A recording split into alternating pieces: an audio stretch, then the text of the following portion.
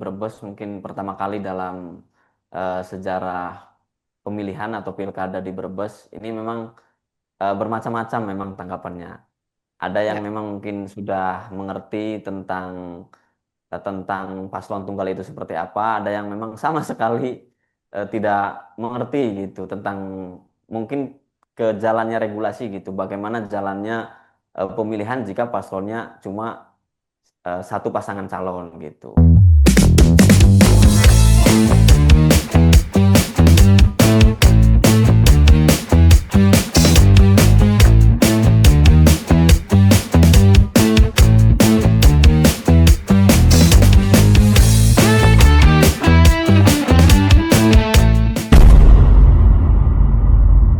hai teman pemilih, apa kabar hari ini? Semoga selalu sehat ya. Senang sekali saya bisa menjumpai teman pemilih untuk selalu memberikan informasi terkait dengan pemilu, pemilihan maupun informasi penting lainnya yang pasti menarik untuk kita ikuti. Masih bersama saya Nunung di podcast KPU Jateng.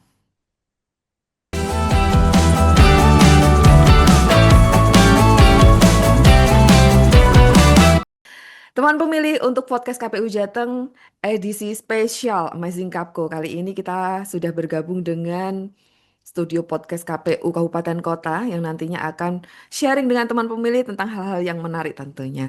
Sudah ada Ketua Divisi Sosdikli Parmas dan SDM KPU Kabupaten Brebes, Bapak Anik Kanafilah Aziz. Bapak apa kabar, Pak Anik? Sehat, Mbak, Alhamdulillah. Terima kasih sudah bersedia bergabung dengan podcast KPU Jateng. Boleh disapa dulu Bapak teman pemilih? Halo teman pemilih, saya Anika Nabila Aziz, Ketua Divisi Sosdikli Parmas SDM dari KPU Kabupaten Brebes. Baik, senang sekali Brebes bisa bergabung dengan podcast KPU Jateng. Tentunya harapannya apa yang di-sharing hari ini bisa bermanfaat untuk teman pemilih. Terima kasih Pak Anik. Oke. Sama-sama, Dan Mbak Nunung. selanjutnya ada Ketua Divisi Sosdikli Parmas dan SDM KPU Kabupaten Sukoharjo, Bapak Murwedi Tanomo. Pak Wendy, apa kabar? Hai, sehat dong, Seru ya. sehat. Iya, terima kasih Pak sudah bergabung dengan podcast KPU Jateng. Apa kabar di Ih, Sukoharjo? Sedang ramai apa Pak Wendy? kalau Sukoharjo ini baru mau mendekati panen kacang. Wah, Ya, KPU juga ini ya, lingkungannya lingkungan sawah itu kena ya, lingkungan, efek lingkungan panennya nggak nandur sih Pak? kacang. Ada nanti, kalau panennya KPU Sukoharjo itu pepaya, kelengkeng gitu. Biasanya kalau KPU Sukoharjo. Wah, selain menyelenggarakan pemilu juga kayaknya hobi bercocok tanam ini KPU Iya, Sukoharjo. bercocok tanam. Pak Wendy boleh dong disapa dulu teman pemilih yang sedang menyaksikan kita hari ini. Oke, saudara pemilih di Kabupaten Sukoharjo, saya Wendy Tanomo. Kalau kamu pengen tahu nih seputar terkait apapun di demokrasi yang khususnya di Sukoharjo ataupun di Indonesia ataupun Jawa Tengah, yuk datang ke kantor KPU Sukoharjo. Dan tentunya juga menyaksikan, ngikutin media sosialnya Podcast. KPU dong. Ya pasti dong. Followernya udah banyak kok soalnya. Oh, luar biasa. Boleh dong tepuk tangan buat Sukoharjo. Kita juga boleh Yeay. nanti nyontek lah sama Sukoharjo. Ya, iya. Pak Anik, Pak Wendy, kali ini kita akan berbicara tentang sosialisasi di mana ada pasangan calon tunggal yang di Jawa Tengah ada 3 kabupaten kota, di antaranya ada di Brebes, Sukoharjo, dan di Banyumas. Nah, kita nanti akan sharing dengan teman pemilih apa-apa saja yang sudah dilakukan oleh KPU Kabupaten Kota untuk memberikan sosialisasi, memberikan informasi kepada teman pemilih di kabupaten kota masing-masing. Mungkin saya ke Pak Anik dulu deh ini. Oke. Pak Anik, dengan adanya fenomena pasangan calon tunggal di KPU Kabupaten di Kabupaten Brebes khususnya pada pemilihan bupati dan wakil bupati. Gimana sih tanggapan masyarakat di Brebes, Pak Anik? Oke. Terima kasih Mbak Nunung. Untuk tanggapannya sendiri karena ini hal baru ya, hal baru di Brebes mungkin pertama kali dalam sejarah pemilihan atau pilkada di Brebes ini memang bermacam-macam memang tanggapannya. Ada yang Ya, memang mungkin sudah mengerti tentang paslon tunggal itu seperti apa, ada yang memang sama sekali tidak mengerti gitu tentang mungkin ke jalannya regulasi gitu, bagaimana jalannya pemilihan jika paslonnya cuma satu pasangan calon gitu. Bahkan ada ya. yang mungkin sedikit agak lucu, eh, apa itu nggak langsung menang aja gitu. Ada yang memang beberapa pertanyaan yang sedikit menggelitik bahwa kenapa nggak langsung menang aja ya, kita memang sosialisasinya lebih menjelaskan seperti hal itu. Jadi responnya macam-macam, kemudian eh, istilah-istilahnya juga apa yang mereka masyarakat tanggapi juga macam-macam. Oh, berarti lawannya blanko gitu. Ada yang lawannya kotak kosong, ada yang pertanyaan-pertanyaannya kok bisa jadi hanya satu dan segala macam gitu. Memang responnya variatif, Mbak Nunung. Hmm.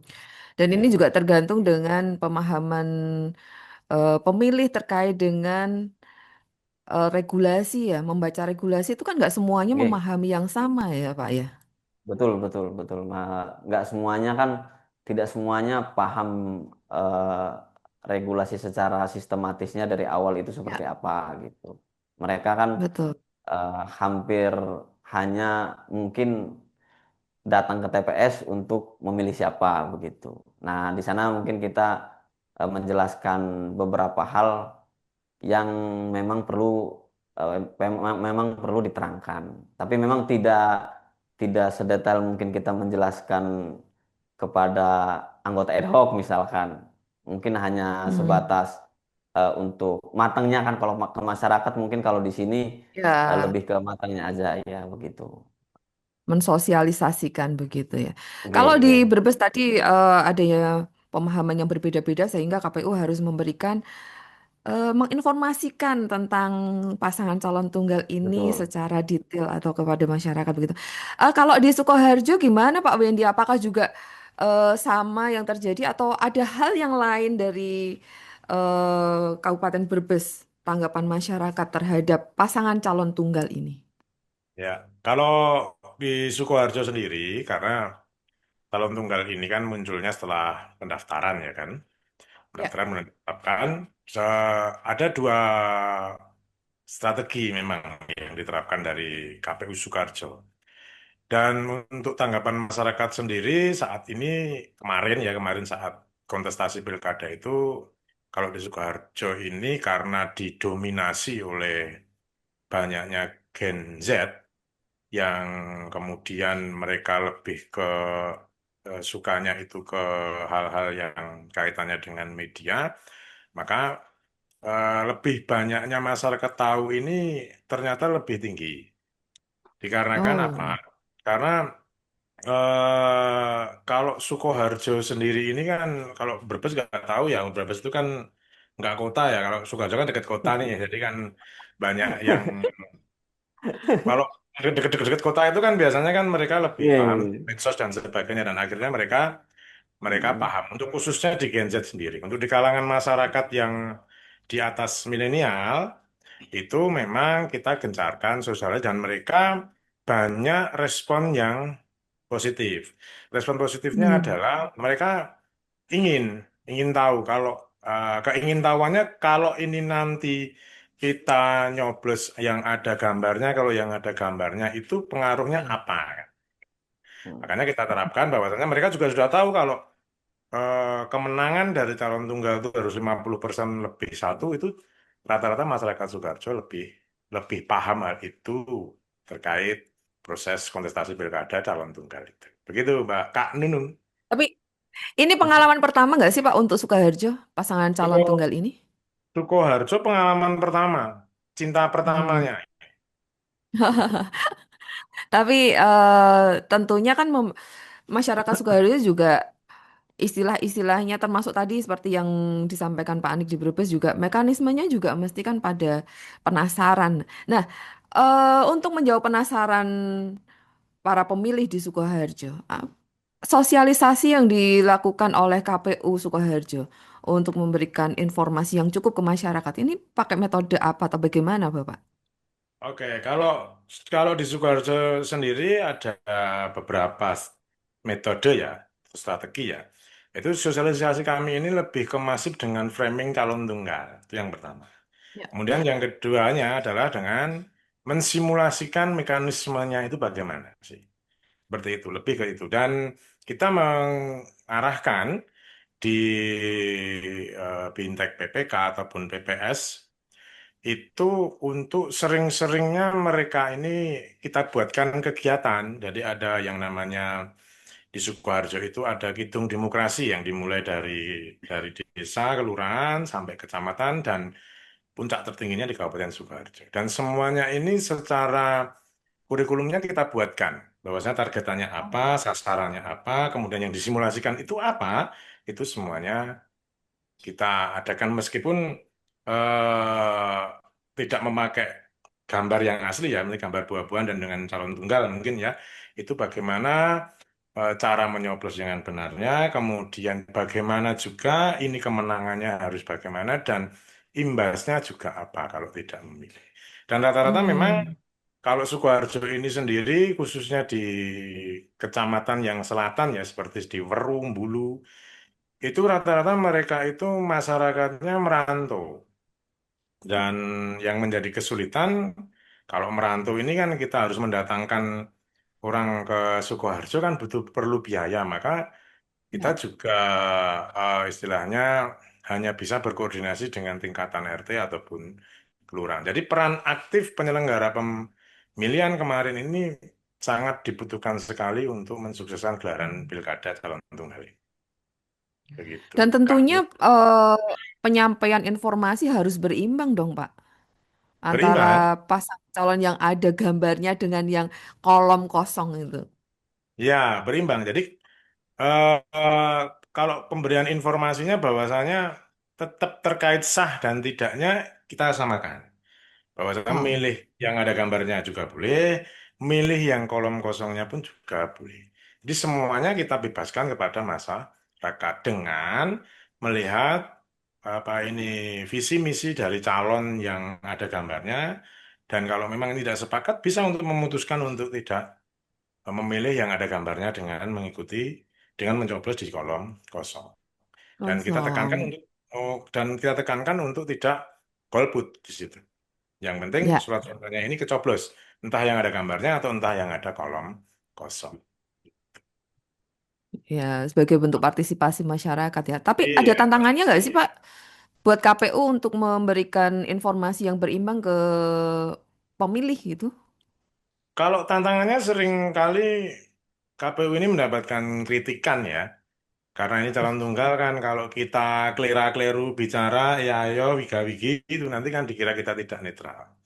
Maka Ya. tantangannya itu ya kalau kita ya bekerja sesuai rule regulasi ya dibiarkan saja karena memang kalau mereka kita ajak untuk hadir duduk di sosialisasi juga mereka juga tidak mau juga. Maka yang memang apatis terkait demokrasi memang kita coba untuk rangkul seperti kita memberikan sosialisasi di salah satu pondok pesantren yang mainstream ya.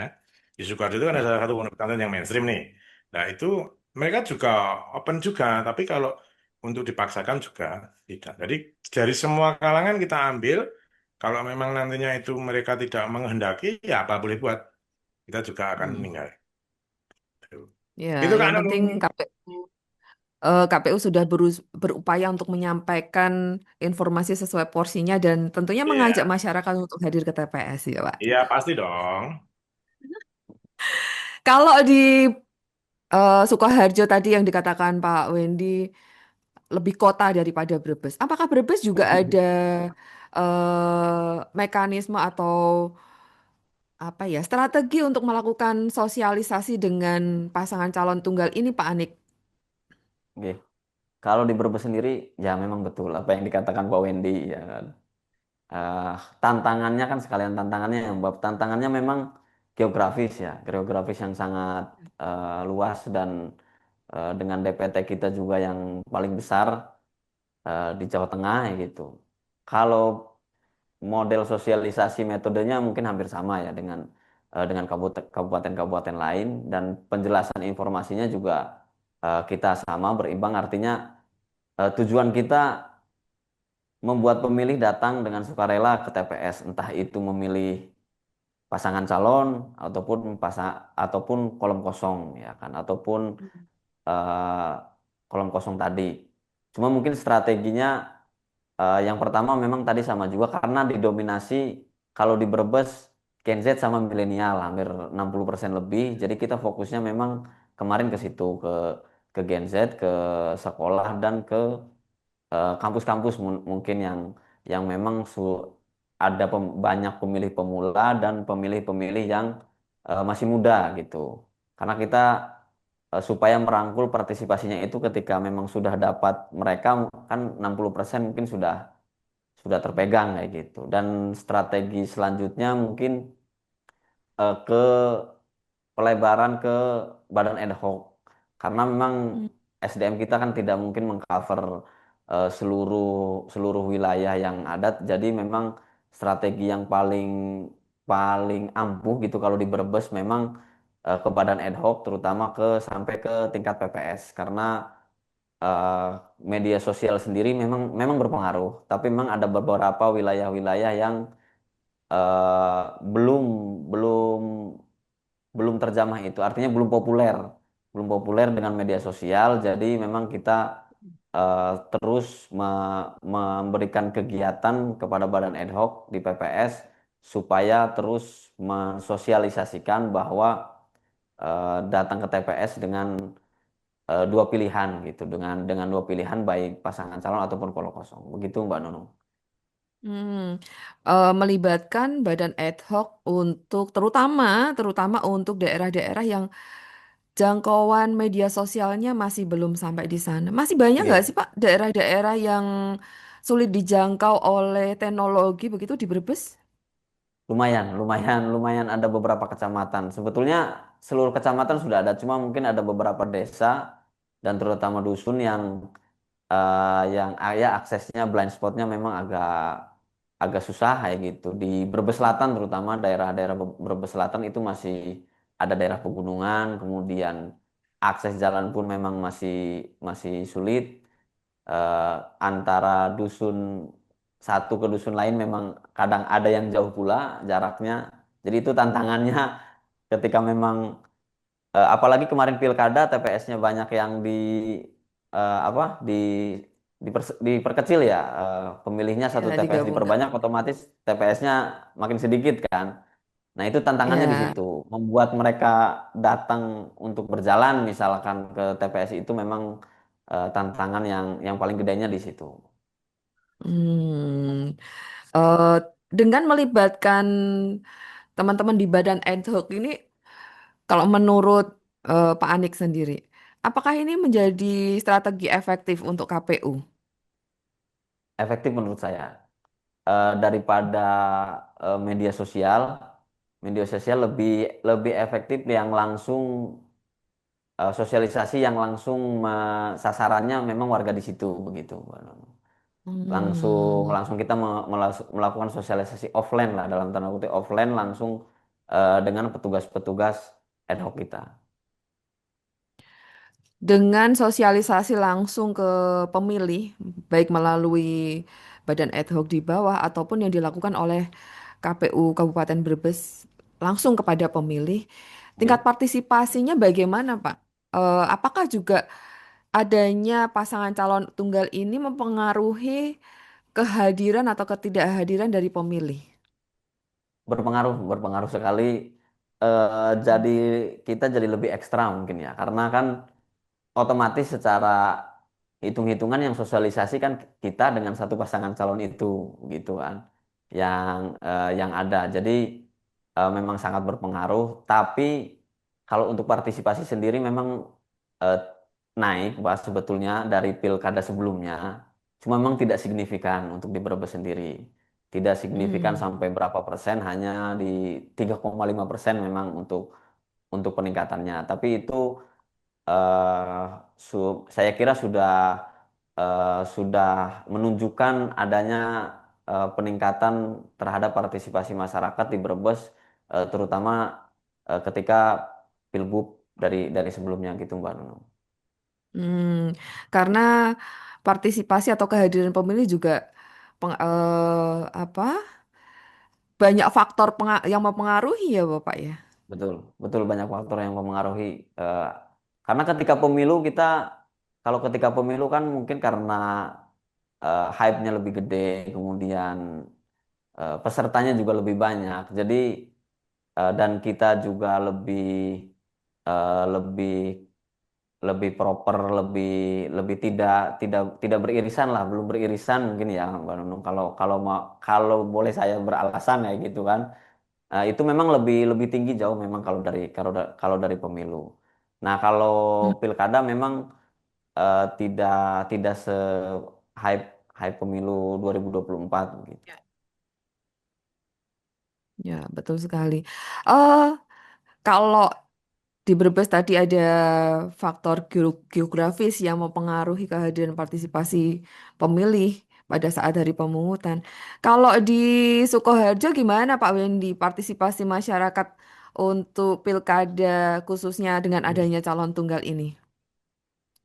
Ya, kalau di Sukoharjo sendiri, ada beberapa hal yang memang kita kalau berkaca di Pilkada 2020 dengan Pilkada 2024 ini memang di rate ya itu memang turun.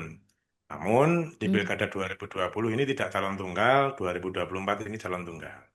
Jadi tidak bisa ini menyamakan sebuah hal untuk dijadikan ini naik atau ini turun. Namun kita sebagai penyelenggara pemilu di Kabupaten Sukoharjo sendiri, ada beberapa hal yang memang mempengaruhi faktor masyarakat tidak hadir di TPS. Yaitu salah satunya adalah Sukoharjo ini kondisi masyarakatnya adalah perantauan. Banyak yang Hmm. merantau di luar Pulau Jawa, seperti ada di Makassar, Sulawesi, dan sebagainya itu sangatlah banyak. Dan yang kedua adalah banyaknya termakan hoax, seperti yang dikatakan sahabat saya Berbes ini, yang sangat ngandeng unyu sekali ini. Uh, Jadi itu kan hmm, hoaxnya adalah wong ra urungu sing dadi ya gur kuwi. Padahal tidak seperti itu. hmm, Nah, betul. itu yang membuat orang juga enggan untuk datang ke TPS. Nah, faktor-faktor itu yang mungkin menjadikan tingkat partisipasi masyarakat ini menurun. Namun, Oh. dari sisi cerdasnya pemilih, Sukoharjo ini dari hasil pungut hitung, itu ada sekitar 66% yang menyobloskan ke gambar, ada sisanya, ada 33% yang menyobloskan ke kolom kosong. Maka ini memang berarti ada banyak pemilih yang memang setidaknya membaca rekam jejak dari calon yang ada gambarnya ini. Seperti itu. Hmm. Jadi saya rasa ini sudah sangat memahami sekali apa ini calon tunggal, apa ini kolom kosong, ini apa ini calon yang bergambar. Seperti itu Kak Nunung. Partisipasi pemilih bukan hanya sekedar bagaimana kita melihat angka, tapi juga bagaimana kualitas pemilih itu sendiri. Gimana menurut Pak Weni ya? Ya kalau kualitas pemilih sendiri untuk di Pilkada 2024 ya, kalau dikatakan pemilih di Sukoharjo ini cerdas, cerdas. Karena apa? Ya. Mereka lebih cenderung untuk melihat bagaimana rekam jejak dari calon. Kemudian yang kedua, Hmm. mereka juga melihat bagaimana kalau ini nanti saya tidak sepakat dengan calon ini, bolehkah saya untuk menyoblos yang ada kolom kosong? Mereka juga memahami hal itu. Dan tingkat politik uang di Kabupaten Sukoharjo dari data dari Bawaslu ataupun mungkin dari KPU sendiri, itu kemarin hampir tidak ada kejadian yang namanya politik uang atau negatif campaign atau sebagaimana itu tidak ada. Atau mungkin isu-isu Hmm. rasial terkait hal itu di Sukoharjo ini tidak ada. Dan cenderung Sukoharjo ini kemarin itu aman dan nyaman. Tiba-tiba jam 7 TPS-nya sudah dipenuhi. Seperti itu. Beda dengan pemilu 2024 yang tingkat partisipasinya tinggi, dikarenakan ini memang pertarungan skalanya skala beda ya. Kalau pilkada ini skala daerah, kalau pemilu kemarin adalah skalanya high-nya beda kan semacam itu. Jadi ini merupakan kalau di Sukoharjo sendiri untuk tingkat kecerdasan pemilih dalam menentukan pilihannya di Pilkada 2024, saya rasa ini sudah sangat-sangat paham. Terbukti itu dengan kemarin kita juga untuk bikin sebuah survei ya, survei kecil-kecilan gitu aja, tapi tidak di, anu kan untuk di PPK dan di PPS itu bahwasanya kenapa sih harus memilih kan gitu. Ada Hmm. jawaban dari warga atau pemilih itu, lah saya ingin menentukan nasib saya, mosok iya melarat terus mas. Nah itu berarti kan secara tidak langsung mereka juga sudah mulai sadar pentingnya pemilihan ini. Begitu Kak Nunung. Tentunya ini jadi tantangan sendiri buat KPU bagaimana kita bisa memberikan informasi yang cukup tadi. Kalau calonnya hanya ada satu pasangan calon dan satu kolom kosong. Ini memantik KPU nggak sih Pak untuk lebih kreatif begitu untuk sosialisasi dengan adanya calon tunggal ini? Ya lebih kreatif. Jadi kalau sosialisasi kita ini kita bagi ya Mbak ya. Jadi sasarannya itu beda kalau untuk dari KPU sendiri ya. Kalau dari PPK dan Ya. PPS memang kita buatkan semacam time schedule-nya, kemudian Hmm. targetannya apa, sasarannya apa, kita buatkan lewat Gedung Demokrasi ini. Dan kalau kita Oh. sendiri itu kalau dari KPU sendiri kemarin memang kita ada yang teman-teman dari pekerja seni. Pekerja seni ini mencakup seni yang seni hitam. Seni hitam itu ya Hmm. pemandu lagu dan sebagainya. Itu kita berikan Ya, ya, ya, sosialisasi baru benar. mengenal saya. Benar. Itu kita kita sosialisasikan dan mereka juga Oh, baik. terangsang untuk mengikuti sosialisasi itu dan dia juga menentukan pemilihan pilkada tersebut. Karena khususnya kita melihat sampai ke situ itu dikarenakan seringkali itu saya dapat masukan dari masyarakat ataupun mungkin pelaku penikmat seni itu Hmm. banyaknya orang Sukoharjo yang bekerja di sektor itu. Makanya dari Hmm. rata-rata kan kalau tempat-tempat seperti itu kan nggak libur. Ya, Jadi betul. midodareni pemilihannya dia kerja, besoknya Ya. tidur nggak ke TPS. Maka kita berikan sosiali. Dan akhirnya alhamdulillah juga efektif. Mereka juga hadir gitu. Oh, luar biasa. Jadi Dan kalau rupanya menarik, tetap menarik ya, meskipun hanya pasangan calon tunggal gitu, untuk pemilih tetap menarik ya, Pak. menarik, karena sesuai dengan tagline-nya Pilkada Sukoharjo yang ngangeni hati ini, kita ingin Pilkada ini memang dikangeni di hati setiap masyarakat Sukoharjo dari berbagai elemen. Oh, luar biasa.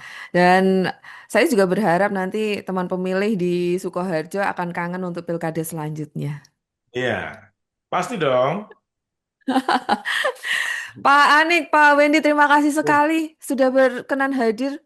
Ini ilmunya Oke. kayaknya sangat bermanfaat untuk teman pemilih karena nggak semua kabupaten kota, teman pemilih di KPU kabupaten kota itu tahu adanya pasangan calon tunggal dan istimewa sekali saya bisa berbincang dengan Ketua Divisi Sosdikli Parmas dari Brebes dan dari Sukoharjo Yes. yang punya pengalaman agak beda nih, agak lain nih. Terima kasih sekali Pak Wendy, Pak Anik untuk ilmunya hari ini. Oke, Sekali lagi Sama-sama, Bang Anung. Terima sudah kasih sharing juga. dengan teman pemilih. Sampai jumpa di kesempatan baik lainnya. Saya berharap Bapak berdua bisa hadir langsung di studio podcast KPU Jateng. Siap. yoi. Sehat selalu Pak Wendy, Pak Anik. Sekali lagi terima kasih. Terima kasih. Terima kasih.